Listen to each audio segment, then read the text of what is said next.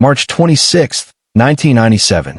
Police officers arrived at a quiet mansion in Rancho Santa Fe, California. The house was strangely silent. Curtains closed. No movement. Inside, they discovered something that would shock the entire world. Room after room, body after body. 39 people lay dead, all dressed the same. Black shirts, black pants, brand new sneakers, each one carefully covered with a purple cloth. It looked organized, almost ritualistic. These people had not been murdered. They had chosen to die.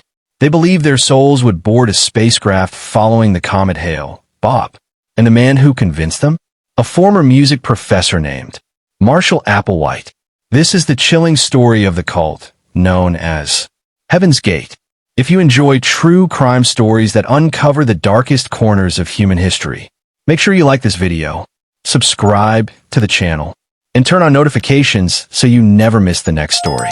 Because sometimes, the most terrifying crimes are the ones people commit willingly.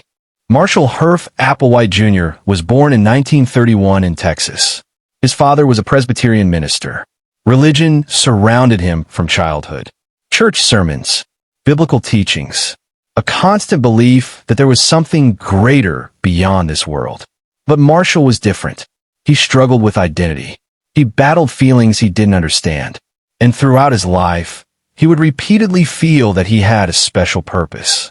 After college, he pursued music. He became a choir director. Later, a university professor. To many people, Marshall seemed intelligent, charismatic, even inspiring. But behind the scenes, his life was falling apart. He lost his job. His marriage collapsed.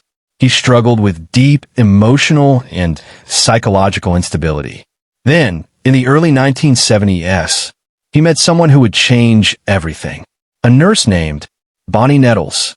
Marshall Applewhite met Bonnie Nettles in 1972. From the moment they spoke, they felt an intense connection, almost mystical. Both believed they were spiritually chosen. Both believed Earth was about to undergo a transformation. And both believed they had been sent to prepare people for it. Bonnie introduced Marshall to ideas about UFOs, extraterrestrials, and higher dimensions. Soon, their beliefs merged. They concluded something extraordinary. They were not ordinary humans. They believed they were two witnesses described in the book of Revelation. Messengers sent to guide humanity. They began traveling across America, giving lectures, meeting strangers, promising something unbelievable.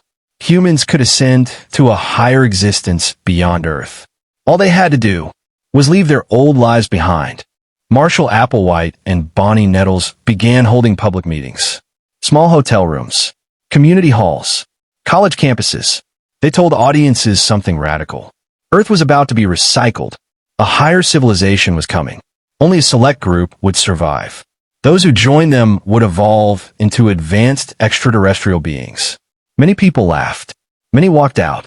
But some stayed. Those who stayed were asked to make enormous sacrifices. They had to give up everything.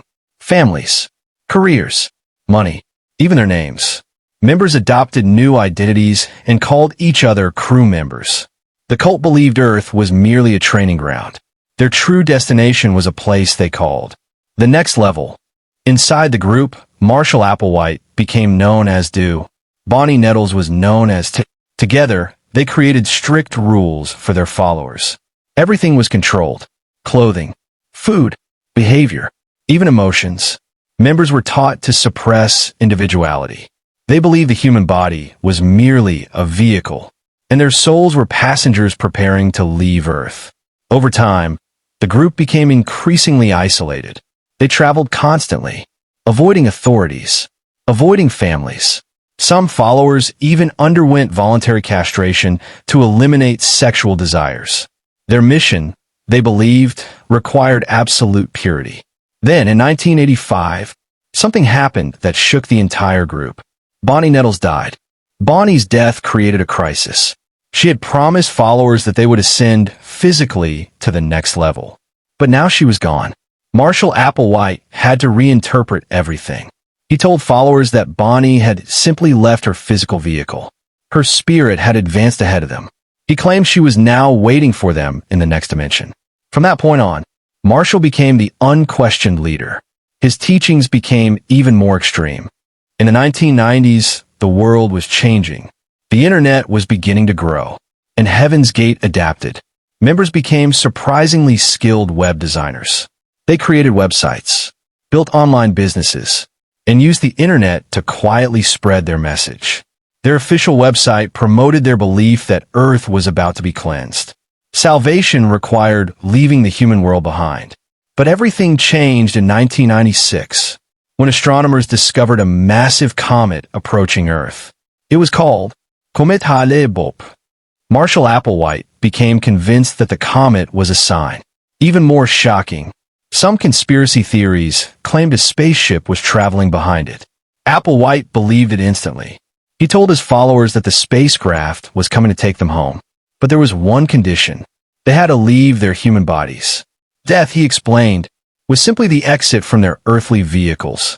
The followers trusted him completely. For decades, they had abandoned everything. Families, identities, normal life. Now, they prepared for the final step. In March 1997, inside a rented mansion in Rancho Santa Fe, the group carried out their plan. One by one, members consumed a deadly mixture of phenobarbital and alcohol.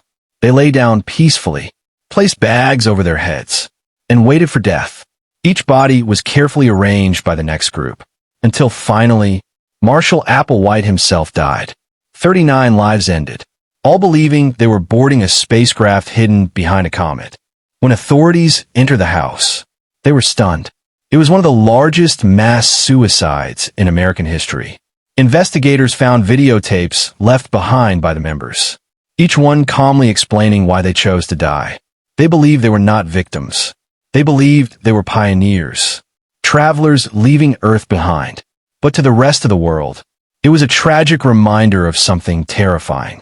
How powerful belief can become, and how dangerous a charismatic leader can be. Marshall Applewhite promised his followers salvation among the stars. Instead, he led them to their deaths.